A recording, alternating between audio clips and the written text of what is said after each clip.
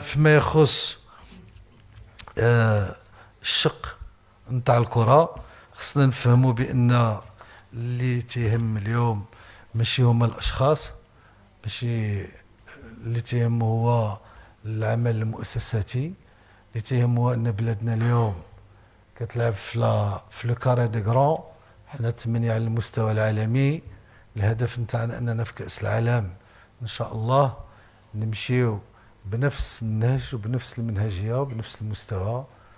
المغاربة بفضل السياسة نتاع سيدنا الرياضية وبفضل الشغف والوقوف ديال المغاربة وراء المنتخب نتاعهم غادي يكون دائما يسيروا نحو الأفضل.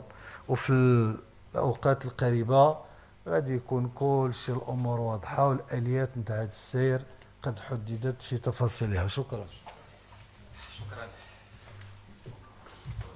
شكرا سيد الوزير.